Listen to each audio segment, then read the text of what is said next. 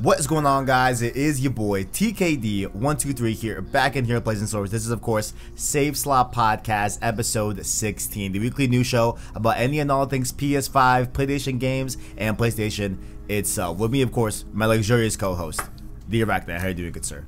I'm doing well. How are you? I'm doing a lot better. Last weekend, I was plagued with a very big problem, which, of course, inhibited the ability to record the Save Slot Podcast, of course. My internet went out in my entire apartment complex, so that was a bit of a problem. It is like I want to ask you this. Like, I don't know if it's like necessarily like how I phrase it. Is it kind of like eye-opening, if you will, to know that like if your internet goes out, dude, there's a lot of things I can't do without the internet. You know what I'm saying? Like, yeah, like business is done. Like, I can't even do research on the video that I want to do. Like, yeah, I could use my phone for sure, but like, come on now. You know what I'm saying? Like, I can't like I can't get B-roll off the internet for certain videos because the internet's out. Like, it is really remarkable how my life just shuts down without internet. It's crazy. It's crazy, man. It just be like that. You know what I'm saying? it really did be like that. But how are you? It's been 2 weeks since we've talked. I say 2 weeks too long. 2 weeks personally. too long. Truly. Any new updates? Any developments? You got a dog? I don't know. Still the same dog. Same dog as always. Little Yorkie. Nothing new. Just same old. Played and beat Resident Evil Village. Dude, I want to play that. You're behind. I want to stream it. You're behind. I am behind. But you know, Resident Evil Village, I hear is like 8-10 hours. It shouldn't be that long. Oh yeah, no, it's very manageable. That's like a two or three stream type deal. You know what I'm saying? Yeah. I'm going back and forth if I should stream that this week because I am playing Metal Gear Solid Peace Walker, but I'm not streaming that. That's a Vita game. Well, a PSP game that I'm playing on Vita. So I'm not streaming that. So there's no Metal Gear Wednesday this week. Very unfortunate. Very sad. Sad. I like Metal Gear Wednesdays. So I'm thinking about doing Village this week, but also I could pivot back to Resistance and finish that off. You know, we only did the first game. We haven't done the second and third game, but I feel like I might do Village. We'll see. Village, we'll see. I'm definitely interested in getting your thoughts on it. I feel like I should play it now. Yeah, because the Resident Evil chat in the Discord, shout out the Discord. Link in the description. Yeah, link in the description. It was popping off for like ever since Village came out. We've been talking a lot about RE. Okay. And there are some things I want to talk to you about what happened in Village. Christian says that there's one particular scene that he wants to watch me stream because, you know, given history of like things that I definitely don't like to see in any form of media is, I guess, very apparent in this particular scene. I can think of a few reasons or like a few things that could be, but yeah, you're completely blind, right? Oh yeah. I know nothing. What are some things in media that you don't like to see? I don't like heights, right? But like heights in the game aren't that bad because like it's not a real type of perception, so that's fine. I don't like any sort of manipulation with any of the limbs in your body, right? So like when someone like, you know, breaks their arm on purpose, whatever, or nah. I do not like I hate when it's the player itself breaking their own appendage, if you will. You know, that's a hard no for me, dog. Like, I'm a vomit. Oh yeah. You know what I'm saying? But like, I rank it less like if someone else broke someone else's arm. Like, I don't like that action anyway. Like, I don't like seeing the snap of a bone, but I think it's way worse if it's done to yourself. I think that's god awful. You know. Good luck. But yeah, no, like other than that, yeah. Oh god, is there a lot? Oh shit. Oh man. Ethan Winters really does have a hard knock life. Oh, I did hear that his voice acting is trash. I did hear that. I hear that hasn't improved since RE7. So yeah, I didn't really think about it all that much. Okay. Like, so no, go ahead. All I was gonna say is in Village or just in RE games in general, RE like 7 and 8 are different than traditional RE games, at least in feel to me. But it's still something I never really pay attention to. Like, I'm just there for the story and the gameplay. Like, if the voice acting is a little off, it's like that's just Resident Evil. Right. I see. Well, I'm like 80% on the side of just streaming it this week. You know, because I could do a Tuesday, Wednesday, Thursday stream and have the game done by next episode, easy. Probably even before that, honestly. You know what I'm saying? Just based off what I've heard of the game's length, like it's really not long at all. Yeah, so. it's not bad. Yeah, we'll see. I might just say fucking and do it, but we'll see. But some housekeeping though, you can catch the show here on YouTube.com/plays and source, as well as podcast services like Apple Podcasts, Google Play, Spotify, etc. via our anchor link in the description. Like the video and or rate the podcast to help us get seen by more viewers so we can grow the PSS family. Down below, you can let us know what you like or dislike about the show and connect with us further on Twitter and Discord in the description as well. If you're feeling generous, feel free to hit that join button to become a member. If you're feeling generous, feel free to hit that join button to become a member of the channel with the $1 Prince tier like Tapiwa Musa and Gameplay Sir, and our $5 King tier members like Caleb Kaiser, Arachknight, SideQuest Sean, City of Ed Gaming, and the homie Owen. Much appreciative of all the homies over there. You can check out the stream series throughout the week if you missed them. This upcoming week, not gonna have a ton of like regular scheduled programming. Like I said before, we might do Village for streaming, but in case you missed it, the finale of MGS4 was streamed. Yeah, that was an ending. That was an ending for sure. Oh yeah. What do you think of that ending? It didn't necessarily work for me. And it sucks because like I was loving all the other acts, but I think Act 5 definitely kind of did not stick the landing that much. It did still end up being my favorite Metal Gear Solid game so far, right? Like overall pound for pound. But that ending, yeah, choices were made, and I didn't like necessarily vibe with them. You know what I'm saying? But what did you think of that ending fight? Oh, one of the best ending fights I've ever. No, one of the best 1v1s ever. Absolutely, hands down. Yeah, no, that's elite right there, elite status for sure. But the end when that one person shows up, that, you know what I'm saying? Yeah, that whole aspect I wasn't feeling. Like I think the one thing I'll say too that I think will kind of like tie it all in the bow is that like I just kind of wanted Solid Snake, I guess Old Man Snake if you will, to have a similar like arc as Arthur Morgan in not Resident Evil, in Red Dead 2, and have that type of arc for him, right? Even in that arc's finality, right? Yeah. But that did not happen. So, and I kind of wish it did, but that's all good.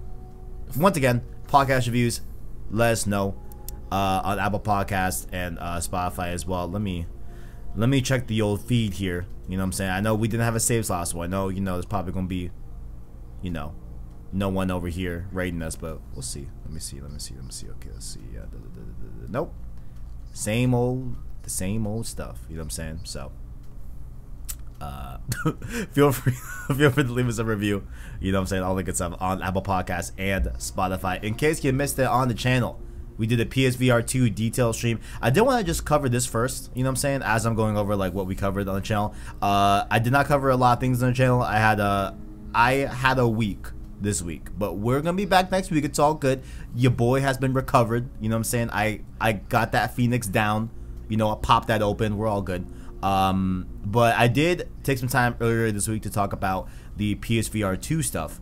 Just wanted to go over those really quickly. It was from Upload VR, link below in the description. It's alleged to have a resolution of 4000 by 2040, so about 4K. I'm pretty sure. Yeah, that's over 4K or about 4K. It has gaze tracking capabilities where it can track where you're looking, as well as couple that it has foveated rendering, which will allow you, which will allow the game to know what you're looking at, right? And it can render that thing that you're looking at in a higher fidelity, while the other stuff that you're not looking at will be rendered in less quality to save bandwidth and make what you're looking at look better. Does that make sense? But like Horizon.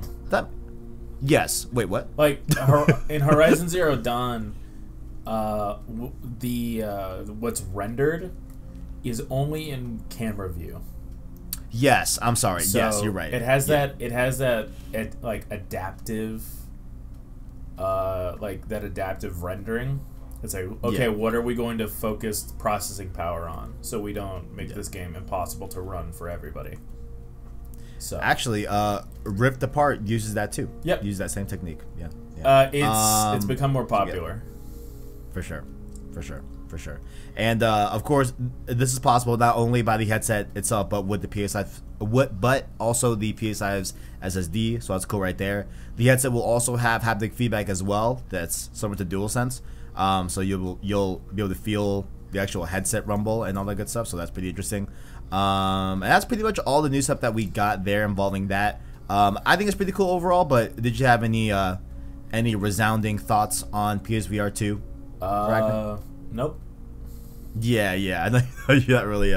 I'm interested if they could sell me on it. Like I'm intrigued right now by it, but I still need to see more though. You know, I want to see the headset itself. I want to see the price point, especially for sure. So we'll see. But we did stream, of course, Metal Gear Solid 4, the finale stream. And Road to Rift Apart number 6 went over some PS5 previews and some updates. David K will be coming on the show on launch day for Ratchet & Clank Rift Apart, not this week. So yeah, that was complications with as far it was said to me, it was Sony wanting to align the marketing for the game and any like appearances, right? Allegedly, that's a story I was told. But we'll definitely have David K on the show launch day, so at least that's a positive in terms of like SEO, right? Yeah, for sure. So it'll be good. Can't wait for that. But I've been talking too much. Arachknight, what have you been playing? Mass Effect. Yes sir. I am jealous. I am jealous. Please talk to me about Mass Effect. If I had to choose a franchise of games or a series of games to, like, I can only play these games for the rest of my life, nothing new, and that's it, I would choose Mass Effect without a doubt. Damn. Mass Effect, in particular 2, is my favorite game of all time. Some big words right there. Like, some big words right there, young fellow. I played Mass Effect when I was a youngin', a child, a baby. I was like 11, 12, like barely 12, and I'd only played, like, you know, what you'd expect a kid to play, like Sonic, Mario, Crash, like stuff like that. Right. But I remember being told on a whim, Mass Effect is really good, you should play it. I was like, okay, whatever. It was my birthday, it was my 12th birthday. It's like, let me try it out. It was $30 for the trilogy collection. Right. I played it and I fell in love. I would wake up early for school. Like, if I had to get up at 7 for school, I would be up at like 5:36 to play Mass Effect before school. And I remember I beat Saren before school. And the entire day, I was not in an academic mindset. I just wanted to go home to play Mass Effect 2. And I did. And every year, this is the only year since 2012 that I haven't done a trilogy playthrough during my spring break in March.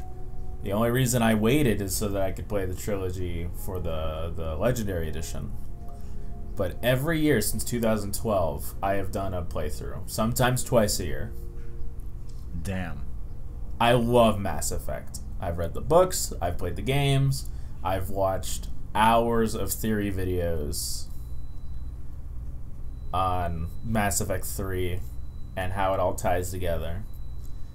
Like, that's how I spent my weekends in high school. I didn't go to prom either year, my junior or senior year, so that I could do a Mass Effect playthrough. Damn. Wait, you didn't go to prom? I never went to prom. Wow. Was like, damn, that's crazy. Wow. I gotta go save the galaxy. Hey, I mean, more important matters are at hand, I suppose. More important matters are at hand. I don't regret it. For sure. Like, oh, no, King. I'm not even judging. No, King. Yeah, like, I ordered a pizza. I stayed in my nice jams. I played my favorite games of all time. Well, hey, I mean, that sounds like a better outcome than my prom, which was I took my childhood crush right to prom, right? And then afterwards, you know, I was like, hey, this was fun, right? Seems like you had a good time. I had a good time. How about dinner next week? You know what I'm saying? Like, me as like a fucking like 17-year-old who did not have his own car, did not have his own money, right? I was like, fuck it, let me just shoot my shot. And she proceeded to sigh and then say, you just don't know when to quit, Kevin, huh? And then walked out of my mom's car. Jesus. That's brutal. What? You know what? From that, I swear to God, I swear that's a true story. I swear to God, that's a true story, bro. I don't think I've ever told that on content, but yeah, that's a. You dodged a bullet. I'm gonna be real here. Yo, that's horrible. There's no names. You know what I'm saying? I have no smoke with her. She's a nice lady. I have smoke. What the fuck? That's horrible. What's wrong with you? Man. Look, hey. Sometimes, you know, you gotta see the pain to see the pleasure. Bro. You know what I'm saying? Oh man, good times, man. But I'm happy you enjoyed Mass Effect. Jesus, how did that sounds like a lot. Mass Effect, like me gushing about a video game brought that up. That's some lore. That's TKD lore right there. Yo, that's a deep cut. That's a deep cut. Yeah, I'm pretty sure I've never told that on content, but that's a famous young Kev story. You know what I'm saying? Like that's awful. Like sometimes it'd be like that. You know I would never ask anybody out for a while if that happened to me. Hey man, you know. Hey, all I got. Listen, it's me and my PS5. You know what I'm saying? If no one got me, I know my PS5 got me. Oh, I know my PS5 got me. But yeah, no, I mean, I just want to echo, like, obviously I've not played Mass Effect yet. It's a franchise that is a very big blind spot for me in gaming. I'm patching a big one right now, of course, Metal Gear Solid. Mass Effect is next, right? In case anyone was wondering, yeah, Mass Effect is next for me. As soon as I am done with Metal Gear Solid, Mass Effect is getting that playthrough.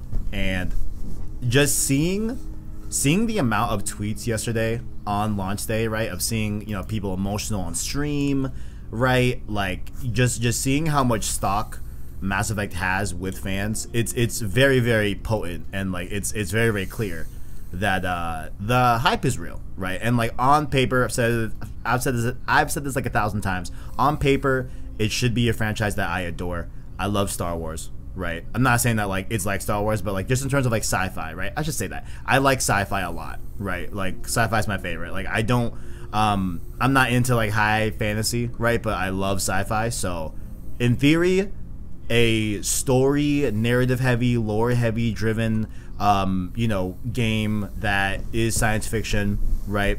That has a lot to do with relationships and bonds and this whole epic story. Like, I should love Mass Effect, you know, but we'll see. We'll see. We'll see come time when I play it, but I'm happy that you are enjoying it as well, you know. I don't know, man. Like, I've bought 3 people the Legendary Edition.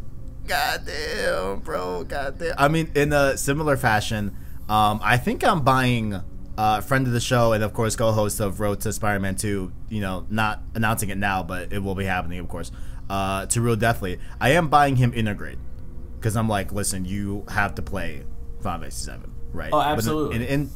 Then in the inverse, I'm playing the Diamond and Pearl remakes. Is that right? That's okay. That I'm playing that this year too, as a trade-off. You know, a soul for a soul. Yeah, no, A soul for a soul. It's true. It's true. A soul for a soul. A soul for a soul. But I know Mass Effect's been pretty heavy on your rotation, but have you been playing anything else besides that? Just practicing photography in Spider-Man Remastered. Yeah, bro. I feel like people have been sleeping on your photography, man. I always try to retweet, you know, give you a little boost, but I feel like people be sleeping on it. Link below in the description. Check out the homies' Spider-Man shots. They're legitimately fucking good. I'm using all of them for thumbnails for Spider-Man 2. Trust. Swear. Trust. They look damn good. Thank you.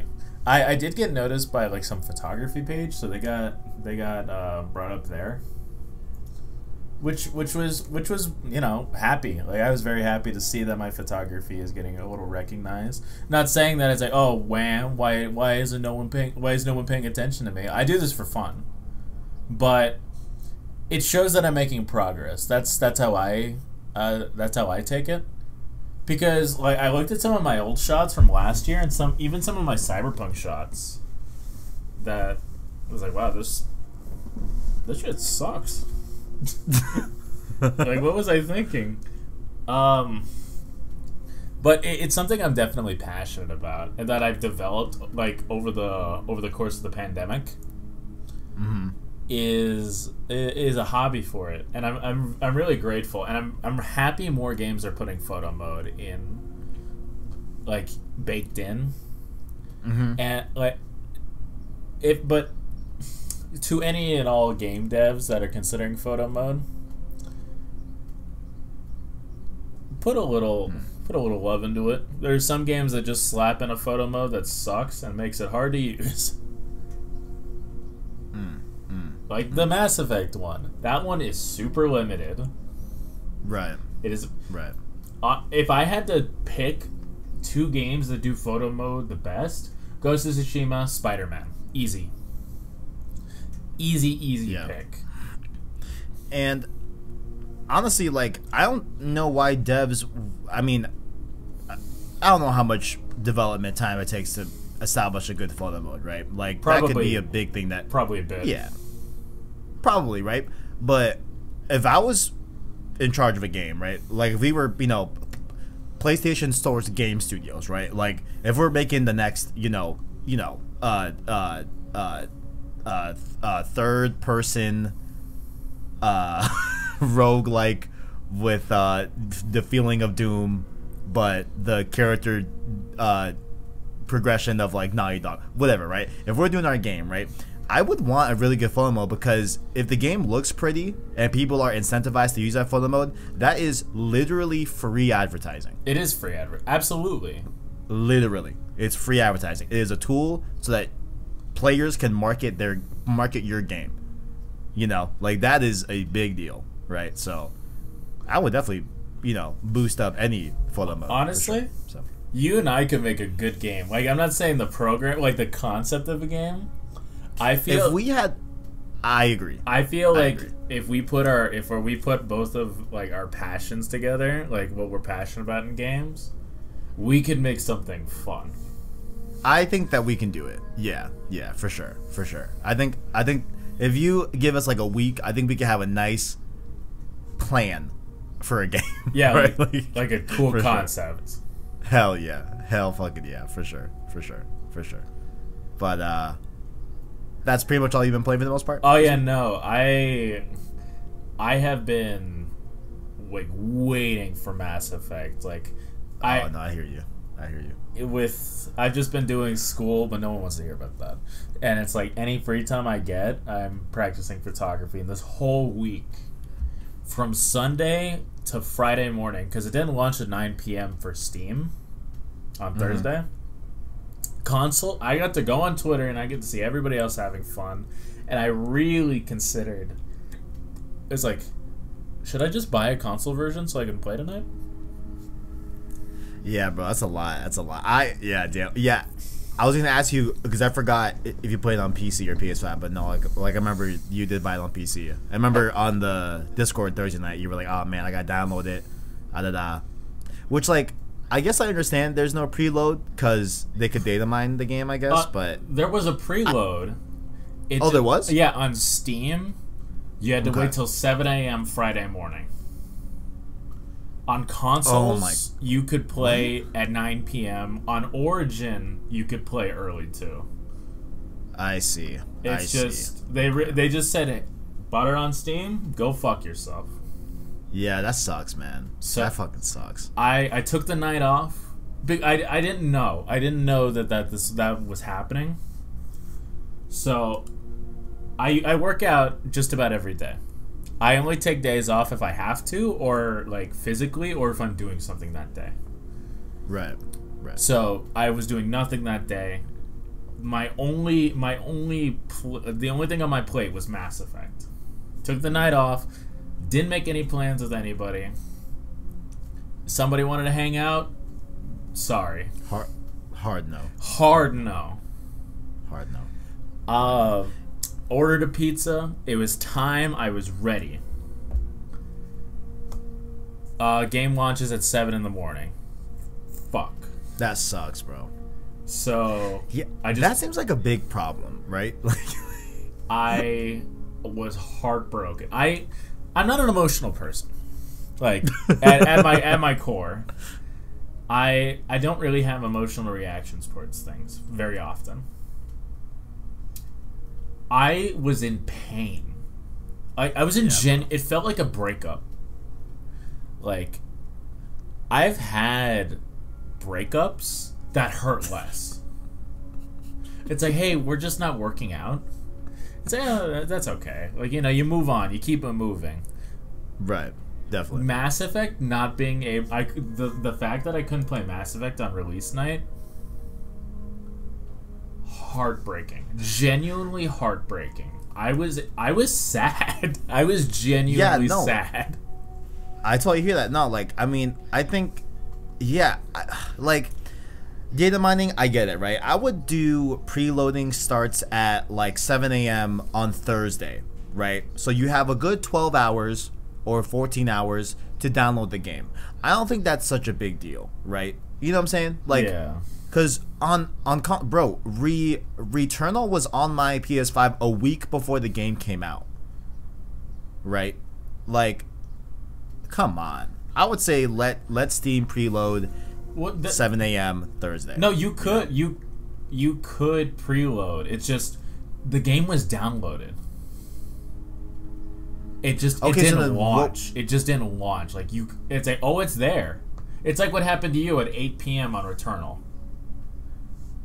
It's like, hey, okay, game's downloaded. You can't play it yet, even though the rest of the world is playing it. I see. Okay. Like it was good to go. I could hit play and it would tell me no. It would spit in my face. Yeah, no, I would throw a monitor across the room personally. I was heartbroken. Like, I can't overstate that enough. I was literally just slumped in my chair, just sitting there with a box of pizza on my desk. Had to go outside, reflect on pain, misery, heartbreak, like good stuff. You know what I'm saying? Marvin's Room was playing. Precisely. I was brooding. Shout out to Marvin's Room, man. Shout out to Pain. Shout out to Pain. Big ups, man. Man. But of course, we've both been playing Returnal. We will talk about that at the end of the episode. But I do want to report that I'm not gonna lie, it was looking a little bit Arachknight. It was looking a little bit shaky. I was like, is this game gonna get the best of me as a gamer? Like, am I not gonna get through this game? You know what I'm saying? I was scared, bro. There was some real thoughts in my head, like, yo, are you gonna have to pull up to Save Slot Podcast and say you couldn't beat the game? Like, Kev, you cannot, that cannot be this reality. That cannot be this timeline. You know what I'm saying? But I'm happy to report I did beat the game. I'm in the middle of Act 3 right now. You know what I'm saying? I did roll credits, but I think in Act 3 you have to collect like 6 keys, I think, to open the house for the last time, so I hear. So yeah. I'm gonna work on that, you know what I'm saying, in the background. You know what I'm saying? I'm popping in here and there. But yeah, we will talk about that more later on in the topic of the show, of course. And if you want to just skip to that, I am doing timestamps. You're fucking welcome, ladies and gentlemen. All right. Stop asking. Okay. I was gonna even try and do a stopwatch while I'm recording and try to write them down. I can't do that. Okay. I can't give you all the quality content and do timestamps at the same time. So I'm gonna do it in post. You're welcome. All right, ladies and gentlemen. You're fucking Malooks. You know what I'm saying? These fucking Malooks. What did you just call them? Malook. What does that even mean? That sounds like a slur. It's it's not. Wait, look, cause I got it from Joey Diaz. Oh, so it's an Italian slang. Malouk is a Muslim boy name. Malouk meaning beautiful. Okay, so it's not a bad word. No. Okay, that's good. It's just like, I didn't say anything incredibly offensive. At first, like first hearing it, you know, not being Italian. It's kind of like in how Battlefront 2 they call the droids clankers. Yes. Yeah. It sounded like that, like not a slur, but it like the infliction of one.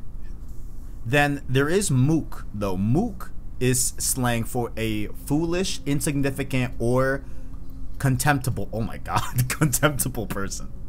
So that one is not horrible, but yeah, it's like a, you know.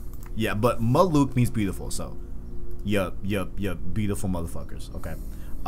Metal Gear Solid 4 beat that. Act 1 through 4 is great. I loved it. Act 4, you go back to Shadow Moses, incredible times. Act 5, you know. But that fight between Naked Snake, sorry, excuse me, not Naked Snake, Old Snake and Liquid Ocelot, fire, right?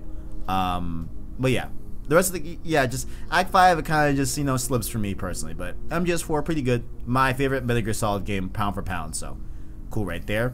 Scourgebringer, I'm still playing that on Vita. Still messing around with that. I'm playing 2 games on Vita. I'm playing 2 games on Vita this week. Scourgebringer is very hard, Arachknight. It's very, very difficult. But I'm going to persevere through it. You know, I don't love the game, if I'm being completely honest. Like, I don't think it's, like, as good of a rogue. Like, I would consider it closer to Hades than Returnal, obviously.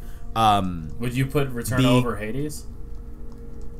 Would I put Returnal over? That's a great question. The answer for me is yes. I would rather play Returnal right now than Hades right now. Yes. Like, well, I would. You have to get rid of one. Like, forever. Like, it's gone. Oh shit. I think. I mean, okay. Knee jerk, gun to my head. Hades, right? Okay, yeah, that can dip. Which we will talk about Hades later on in the show as well. But I like both games. But yeah, like I think overall pound for pound, I think I'd rather play Returnal more than Hades personally. Yeah, I agree. Yeah. I think I'm with you on that. Scourgebringer, yeah, it's tough. I'm gonna, you know, spend more time with it and everything, but I've also been playing Metal Gear Solid Peace Walker. Started this morning. Very interesting. I'm only like maybe like an hour in, so I don't have too much to say, but there's some interesting story stuff here that it is going back to Big Boss, right? Like we are playing post MGS3, right? It'd be like in that time frame during the Cold War as well, so it's interesting. It's definitely interesting. I'll I'll see how it goes. I'm not streaming that game, you know what I'm saying? So I'll keep you guys updated on Peace Walker as I go. But the last thing I played this week, real quick one, Final Fantasy 15 Gladio DLC. I gotta be honest, Arachknight. I gotta be honest. Was kind of underwhelmed with this DLC. I get that's DLC, you know what I'm saying? It's not meant to be like a full, you know, dinner, if you will. You know, it definitely is an appetizer.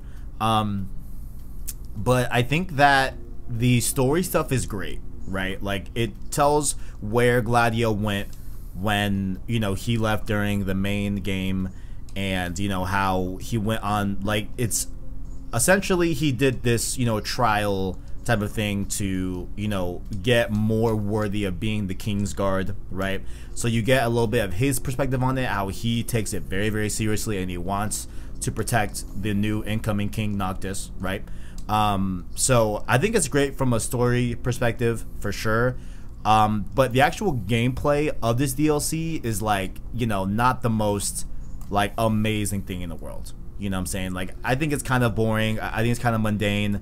It's just hallways and combat. Like, it's just not the greatest thing. I think a lot of it is that, of course, the main game, you're switching off and doing these team attacks with the group, and just not having a warp strike is, like, so detrimental, I feel like, to the combat. But yeah, and above all else, right, Gladio, you know, he's definitely daddy, right? You know what I'm saying? So his like class, if you will, is like kind of like, you know, the like tank class in a class-based shooter, if you will. So not my preferred play style to play. Like, I don't usually lean towards the tank type of archetype, but I think story-wise it's great.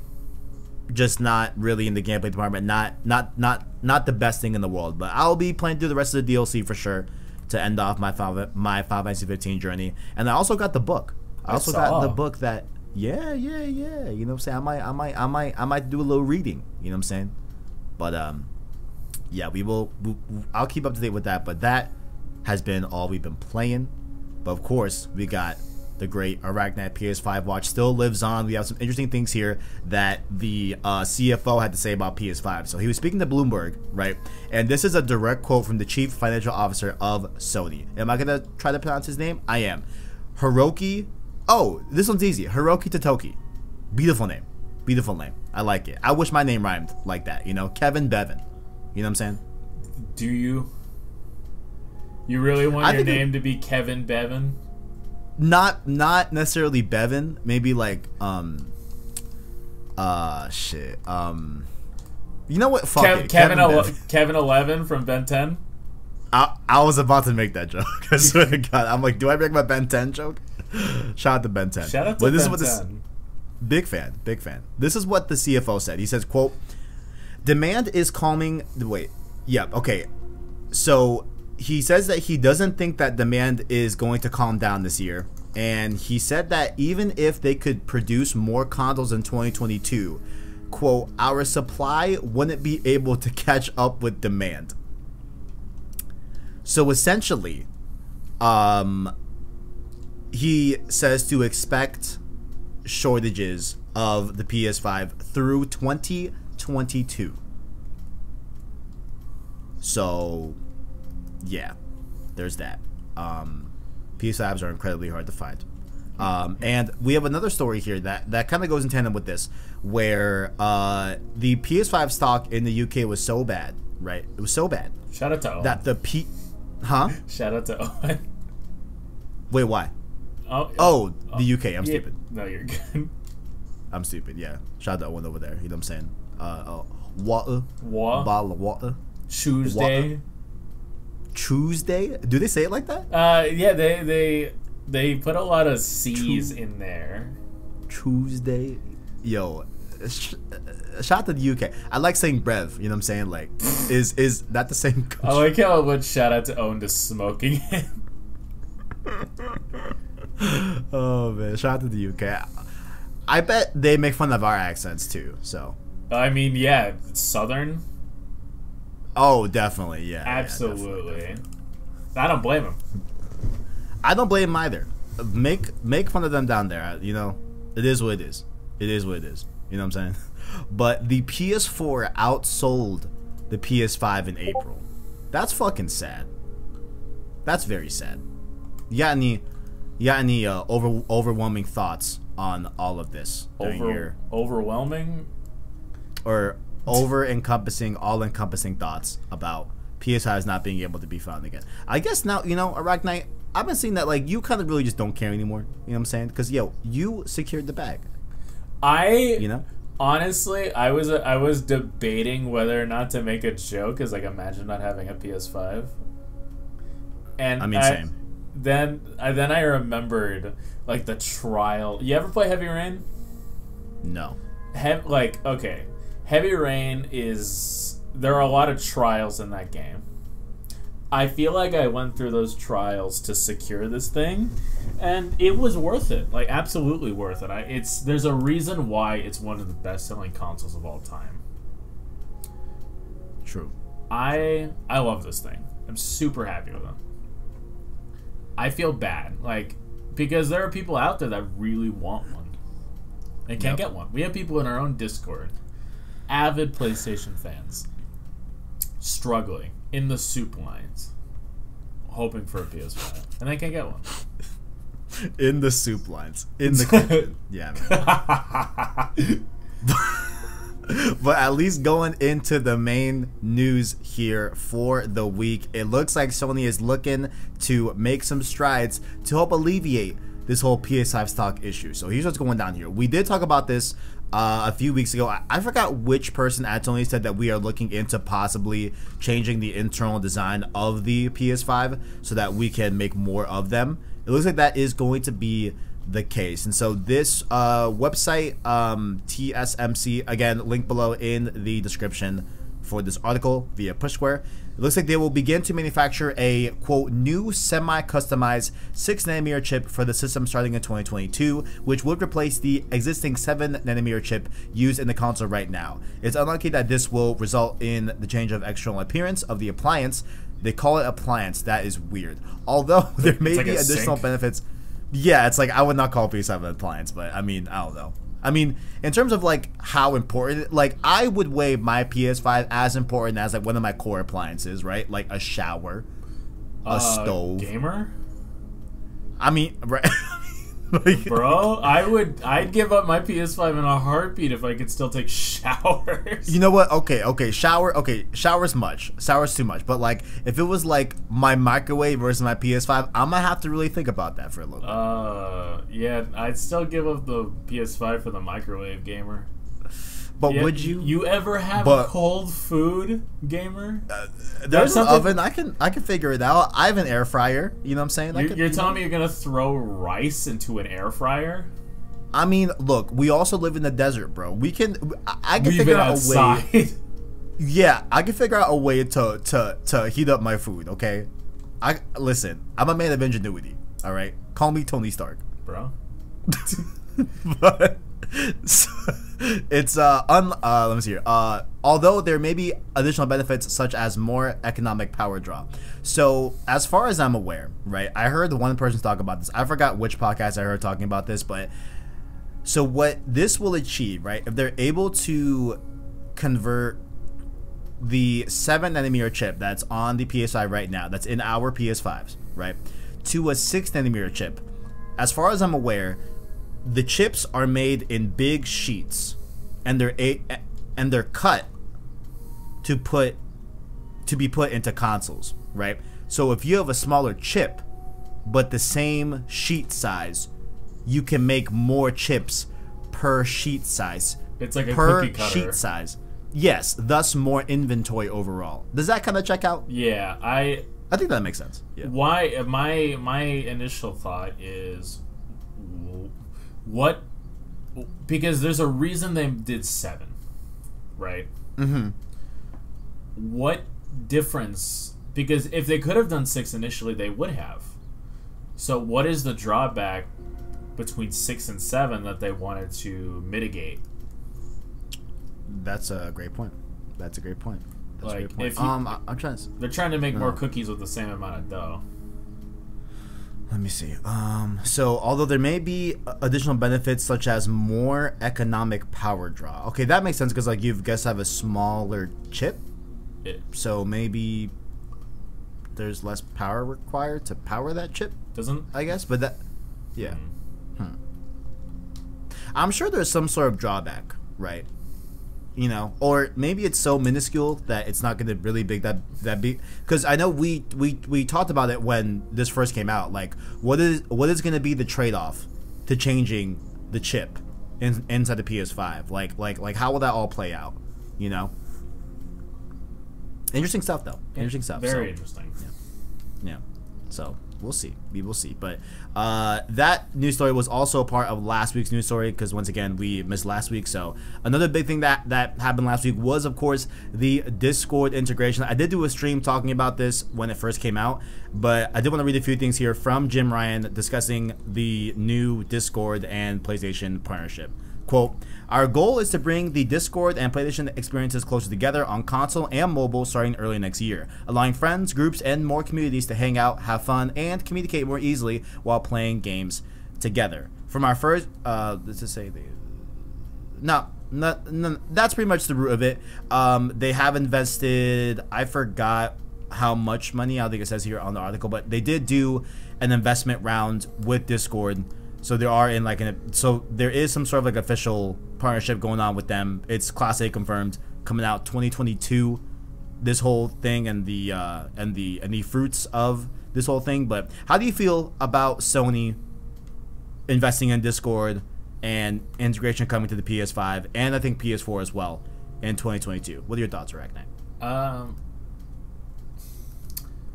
I'm happy with it because the PlayStation parties, from what I remember, my very brief use with them, because I never used them. Back when the PS4 first came out, I was like, I'll just use Skype, you know? Yeah. Rip Skype. But RIP. It'll be nice for people to be able to say, oh, let's just hop in on Discord and use the console to do that. I don't think I'll be using the baked-in Discord on the PS5 because my computer and my PlayStation are right next to each other. So I could just use Discord on my computer and have the PS5 open. So, I don't know. For me, it's not something that I will use, but I do appreciate it. I think it's very interesting, and I'm excited to see what they do with it. Like, I don't know, just not for me. Like, I've got my, I'm chilling right now.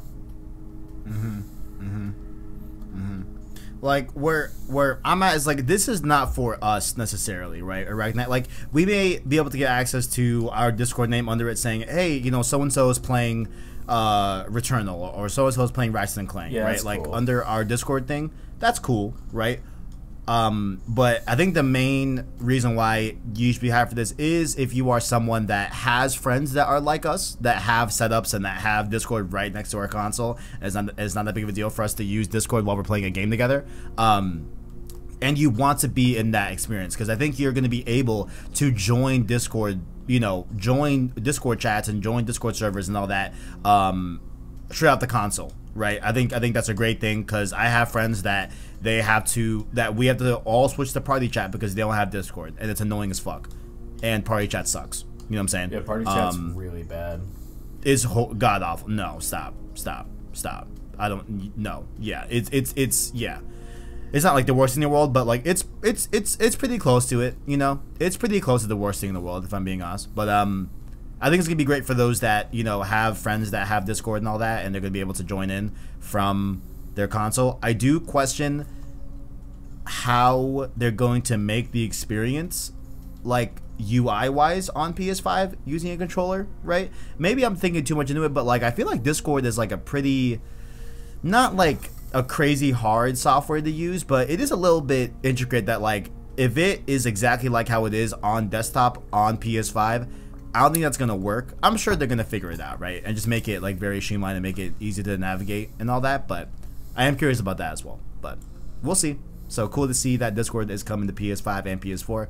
Love to see that. And on to this week's main news section here. I threw this one in there just because, you know, we have a, you know, Arachknight, definitely PC centric for sure. Not PC centric, you know, leans more PC than me for sure, right? Gabe Newell, the boss over there at Valve, has said some things about some projects that could be coming to PS5 and PS4. He says here, quote, "We'll get a better idea of what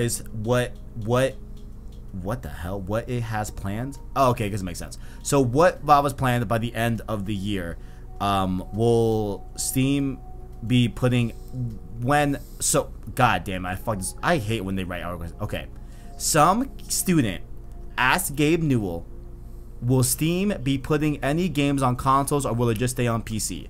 Gabe Newell responds, saying that we'll have a better idea of what is planned by the end of the year. There we go. They put those two backwards. You know what I'm saying?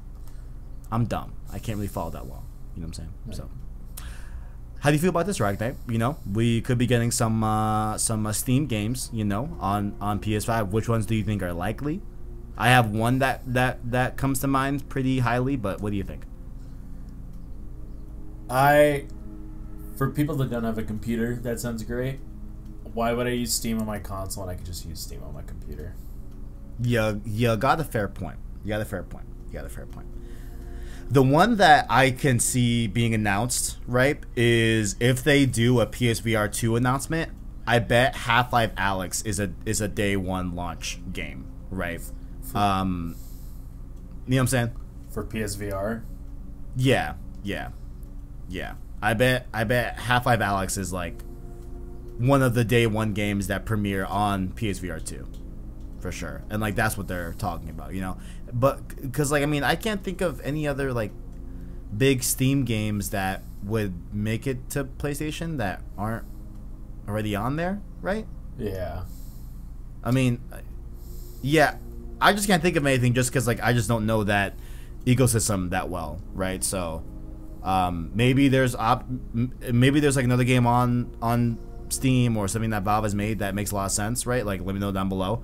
But I can't think of anything. But also to kind of go in tandem with this other news as well, PlayStation Studios has put up their creator page for Steam. So they have a page up where you can follow and all that good stuff.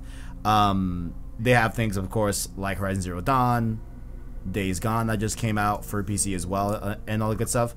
But if you click on the About tab, there are 41 releases that have been assigned to the page, many of which are private, right?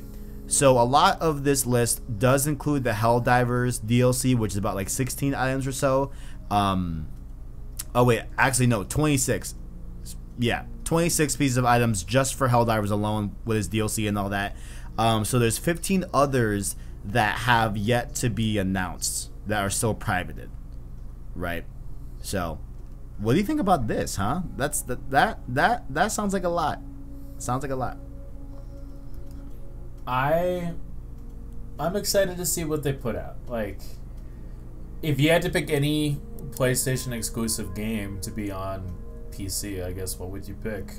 Even though you don't really play on PC. What would I pick? One that makes sense. I think that I don't know if they're gonna be able to do this because Ready at Dawn has been bought by Facebook at this point, so I don't know if this is even like possible, but I would love to see Order 1886 make it to PC. I think that would be a really cool game to bring there just because the game looks great already, right? So just seeing what it could do on PC I think would be cool. I don't know if that's possible, right? I could see that.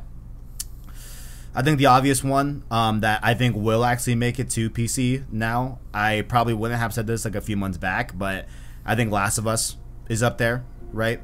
I think God of War is up there too.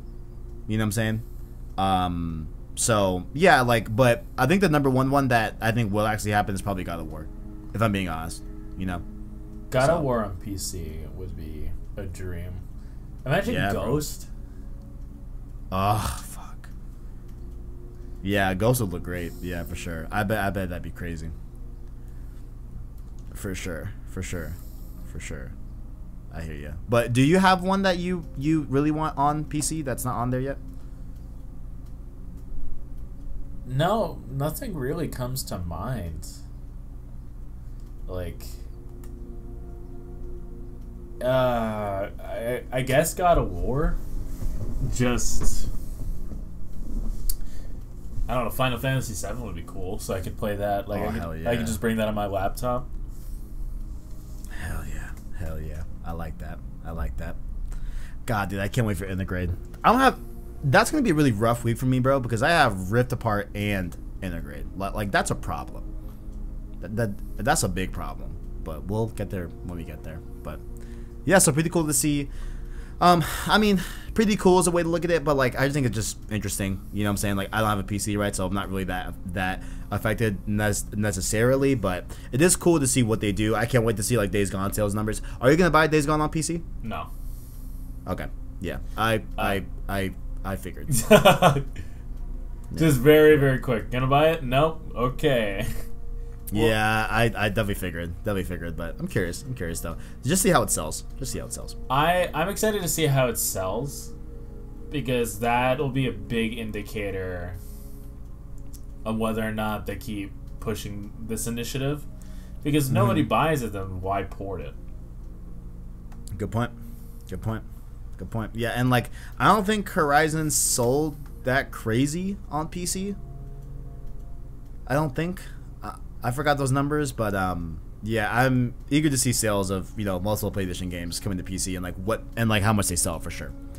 But Herman Holst next up here on the next news bit. Herman Holst did come out and talk a little bit about the future of PS5.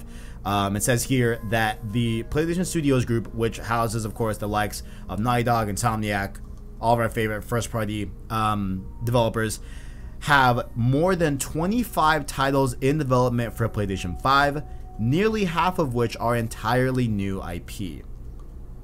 So that is really, really, really good to hear, right?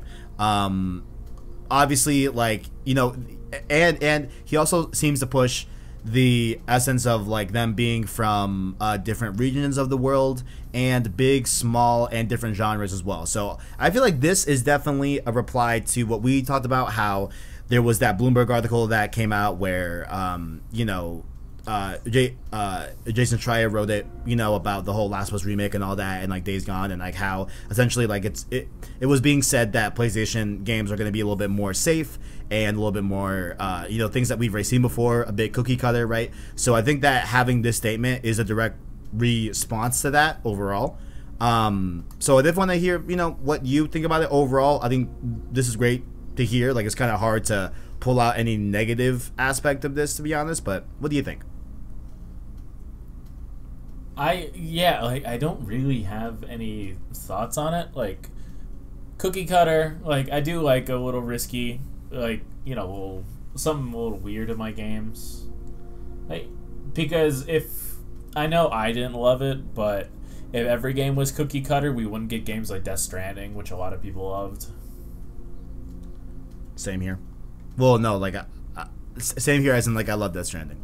Yeah, for some reason. Amen. Amen. I want a PS5 patch for that joint. I really do. Also, I want to go back to it and see the MGS Easter eggs and stuff like that in the game too. But yeah, now that they have more context for like, that's the best part about playing game. Like, one of the best parts about playing games that you didn't originally play is like you're in on the inside joke. Yes, sir. Like, did you see that J. Cole dropped the Hideo Kojima bar? No. On his album? Yeah. No. He said like I don't listen to J. Cole, my man.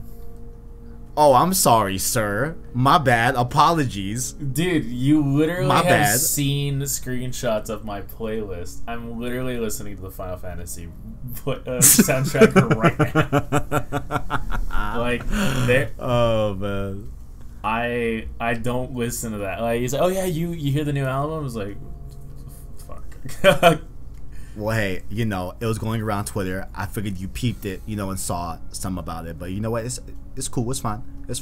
Definitely, though, like, going back on topic here, like, involving the 25 games development, right? I think, we do have confirmation that, like, hey, they are working on exclusive multiplayer experiences. I think that's the #1 genre that I really want to see them align with, right?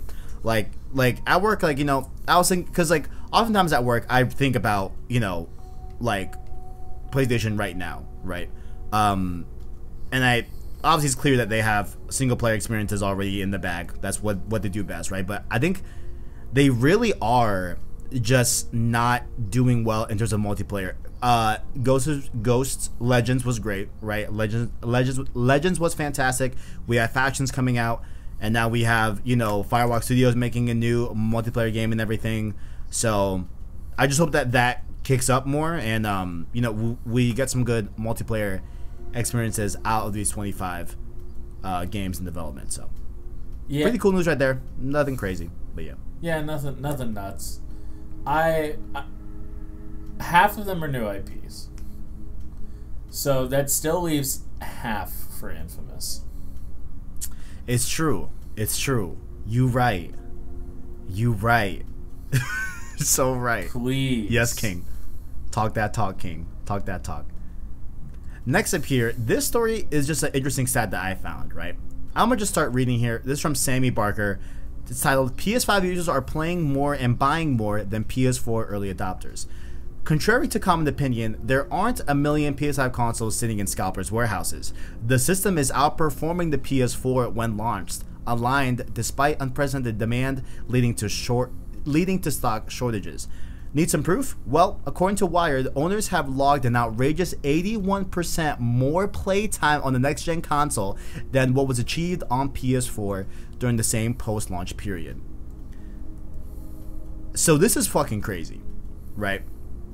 But I think when you really read the tea leaves here, and the article does go off to, you know, does continue and like say this point, the PS4 was not backwards compatible with PS3 games, right?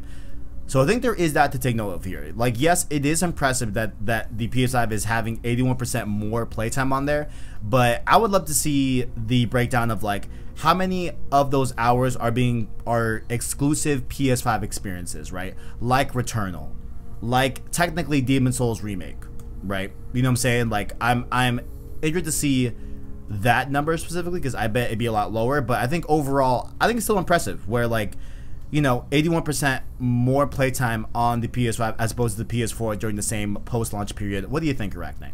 Again, not a crazy, like, debatable topic. Just some cool insight. Like it really shows how healthy the PS5 is right now in its early days. Yeah, I'd love to see, like, say, how many of these are like PlayStation 5 games and how many of them are like backwards compatible games. Yeah. That'd definitely be interesting. But still, I'm happy to see that the PS5 is doing well. Like, truly, we're flourishing. Indeed. We're like one of the flowers in Aerith's garden. You know what I'm saying? Just chilling. Dude, I wish I was a flower in Aerith's garden. She looks like she takes such good care of them. Oh no, for sure, absolutely. Like, I would definitely be fed and take. Oh yeah, no, absolutely, dude, absolutely. I can't wait for Intergrade. Dude, fuck. Because you know we're doing the Yuffie spoiler cast. That's trust that. On God. On God. Oh, I can't fuck away. I can't fuck away. Dude, I miss Aerith. Hey, bro, it's soon. It's like a month away. It is less than a month. And did you see Nero in that final trailer, bro? Dude, did you see my boy Nero in there? We eating good. These last few weeks, we eating good.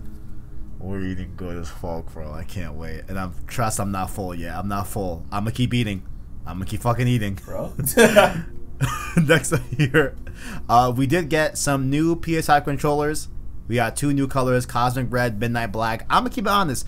You kind of shocked me this week, Arachknight. You kind of shocked me. I figured the red and black PS5 controller that would whip out your credit card faster than like Aerith herself, but I guess not. I mean, you know, like, there aren't any multiplayer, like local multiplayer experiences for the PS5 at the current moment.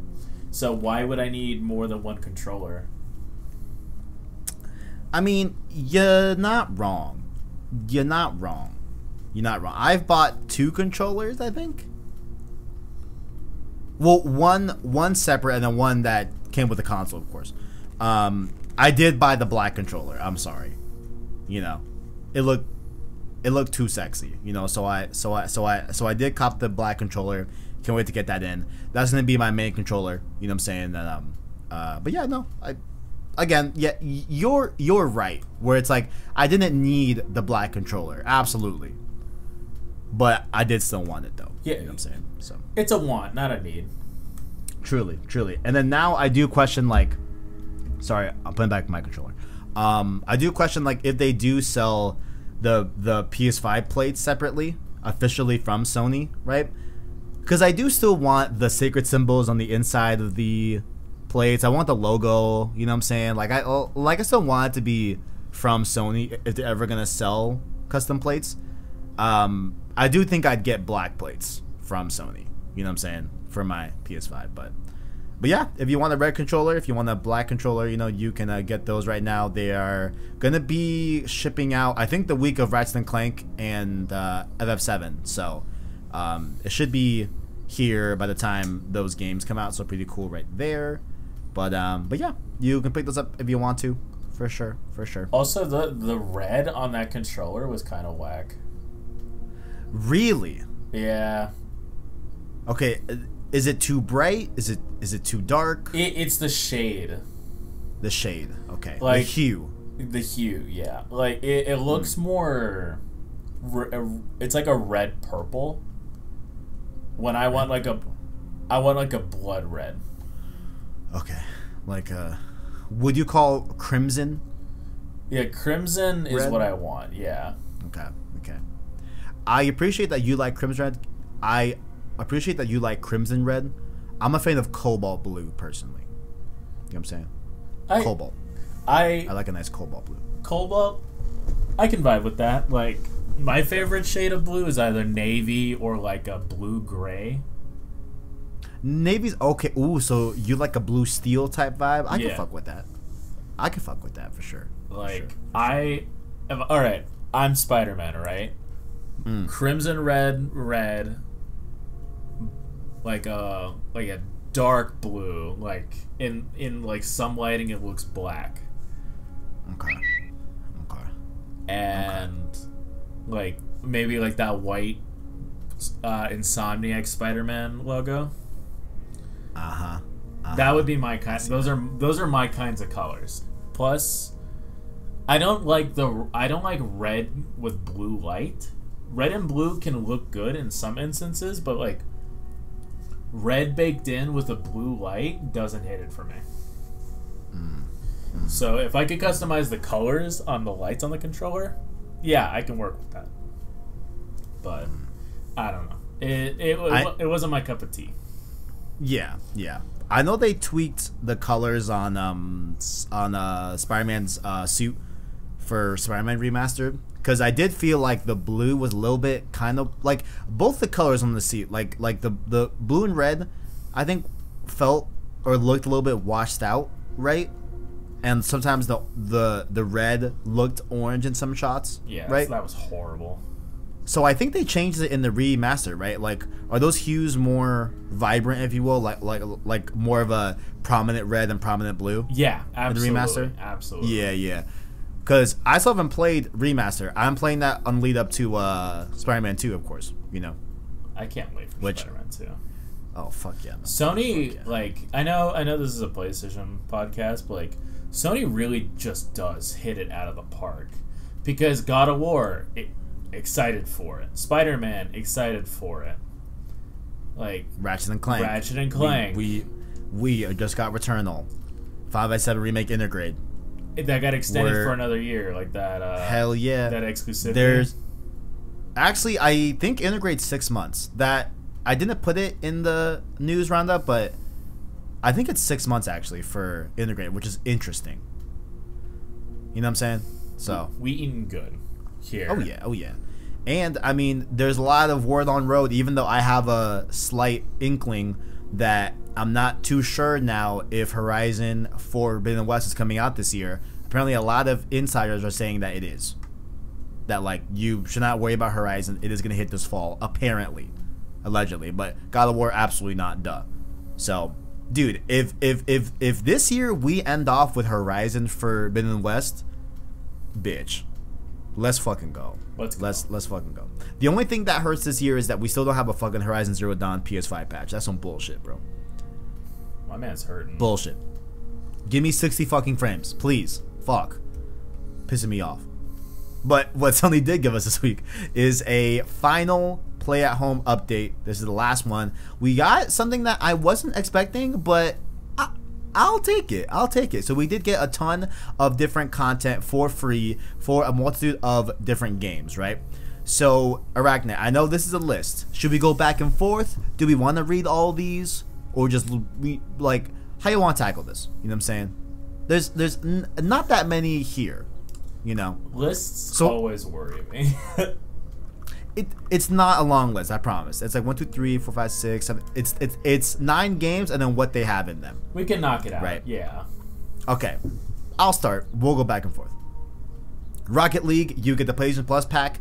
It includes 4 unique customized items, including blue notch wheels, blue smoke boost, blue rocks trail, and Tri-Impact BL player banner.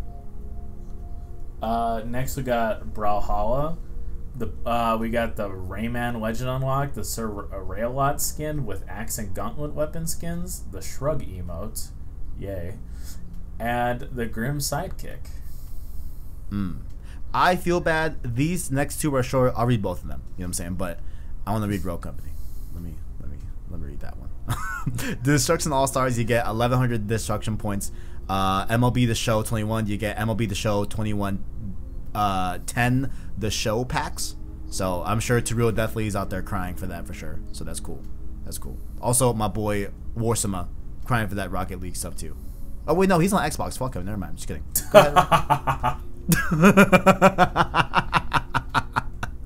He won't be getting that, sucker. We got NBA 2K21, the My Team Series 2, Amethyst Damian Lillard, 5,000 My Team points, and more. I don't know what any of that means. I know we're some gamers, but I know who Damian Lillard is. I do know him. Yeah, it could. I believe. Am I gonna guess who he plays for? Fuck. I know it's a white and red team. I'm not gonna guess it, but I know his face. I know that player, so I'm like almost into basketball. You know what I'm saying? Yeah. Well, of course, you're on your own with that one. The game y'all should be playing, Rogue Company. You get the play-at-home pack. It includes the Kyoto Undercover Ronin outfit and 200 Rogue Bucks. Play Rogue Company. People, do that shit. Continue, Arachknight. This man really loves Rogue Company. Yes, I do, sir. Yes, sir. Yes, sir. I don't get it, but hey, I'm happy for you. It's just, we got World of Tanks. True. Twice the Courage Pack for World of Tanks Modern Armor. This bundle includes 5 1.5 silver boosters, 5 2 XP boosters, 7 days of premium account, and more. You get a bunch of stuff. It's a subscription. Yeah, there's a lot there. I was like, is he gonna read? Because I didn't want to read all that. There's a lot of shit for World of Tanks. I'll read the last 2. Warframe. Shout out to Warframe. I played that early PS4 days. Shout out to that. And I hear that like it's still kicking. Like it's still a really, really good game as far as I'm aware. You get the starter bundle. It includes 100 platinum, 100,000 credits, 7-day affinity booster, essential base damage mod bundle, and more. And then lastly here for Warzone, you do get 5 double XP tokens. So yeah, pretty cool right there. That ends off the play at home. You know what I'm saying? So overall, I mean, last year we got the Uncharted collection, and I think Journey.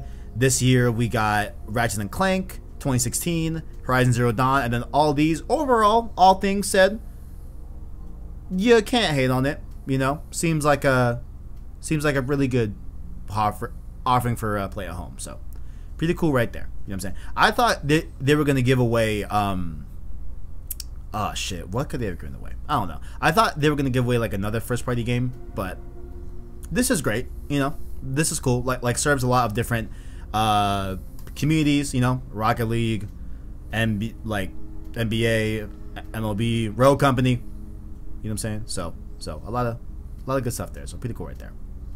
But last news bit here before we get into the main topic here, of course, there is some murmurs that Hades will be coming to PS5. Thank fucking God, finally. Fuck.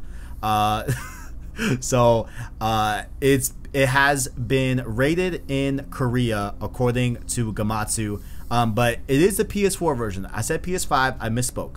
But of course, if it's on PS4, you'll be able to play it on PS5. And honestly, I can't imagine any like insane upgrades that the game could garner from PS5, right? Like, I can't really think of anything that it could really, like, maybe less loading time, sure, but like, I mean, just the game's art style like doesn't call for like the most insane amount of horsepower. So pretty cool right there. You know, I know you're not the biggest fan of it, Arachknight, but are you excited about Hades coming to PS4?